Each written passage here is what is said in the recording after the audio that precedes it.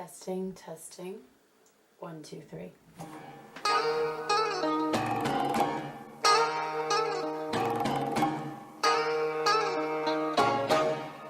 Speak the name.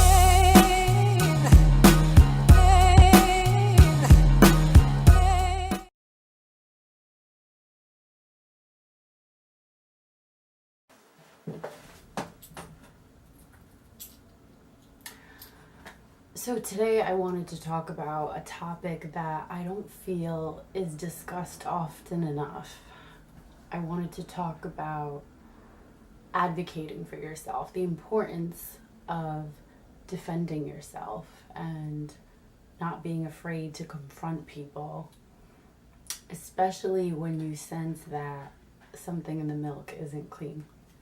Now, this isn't for the snowflakes at Captain Awkward or the brawlers on World Star. This is for all of us squarely in the middle, the normal people.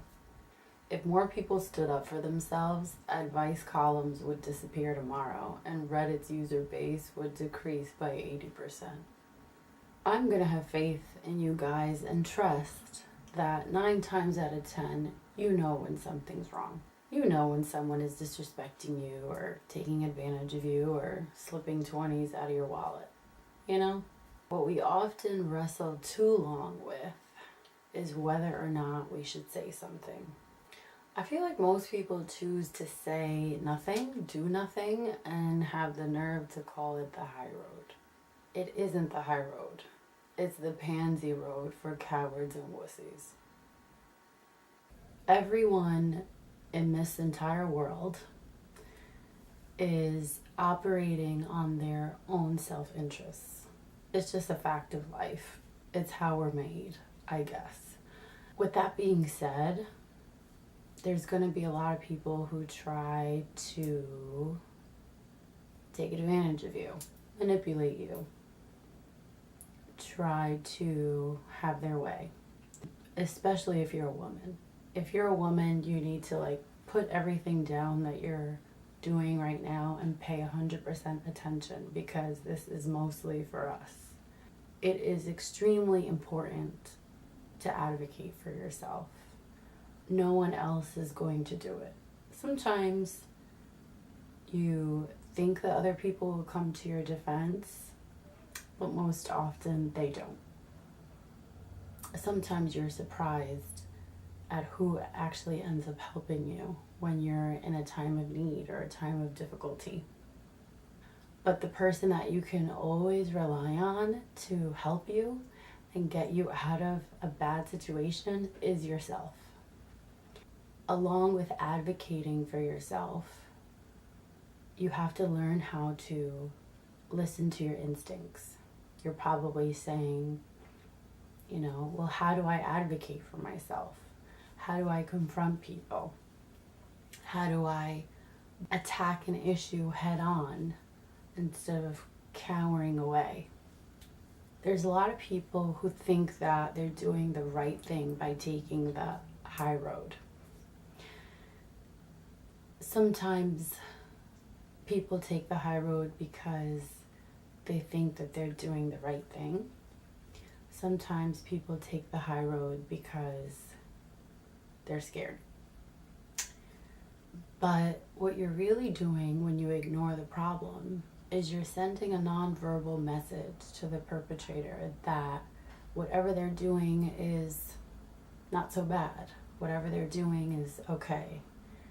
And the reality is they'll most likely move on and begin to do it to someone else.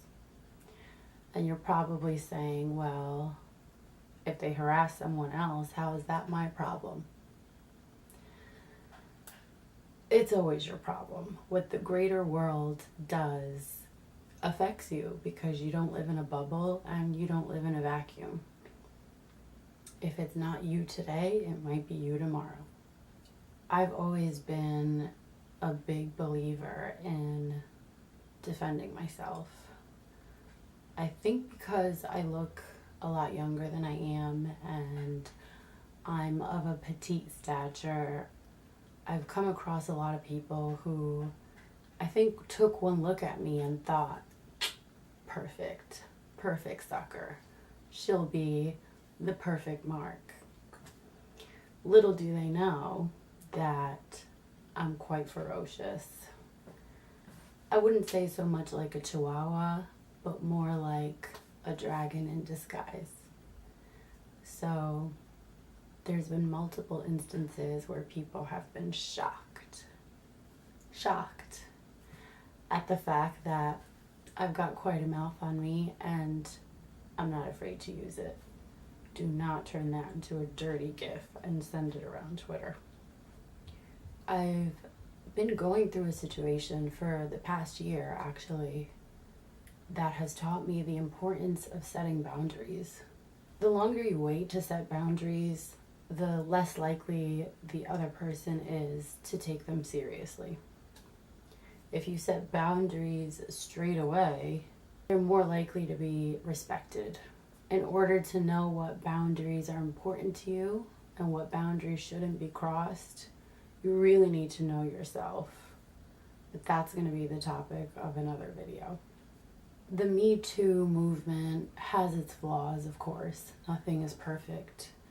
But what I love about it is that women are coming out and they're speaking up. They're speaking up about people, men, women, mostly men. They're speaking up about men who have been predators in their industry for years. Things that have been quiet secrets, and now they're getting the courage to put those things out there and say, hey, this guy is a guy you probably want to stay away from. And now the whole world knows. So I love that it is emboldening women and any other victims out there to speak up and defend themselves and advocate for themselves and say out loud, hey, this behavior isn't okay. You can't treat people like this. And now we're going to make it known. A lot of abusers, the way that they get away with their bad behavior, sometimes for years, sometimes for decades, is because no one ever tells on them. No one ever tattletales. And very rarely are they even confronted. Now, I'm not saying if someone stops you on the street and points a gun in your face to square up, shoulders broad, ready to...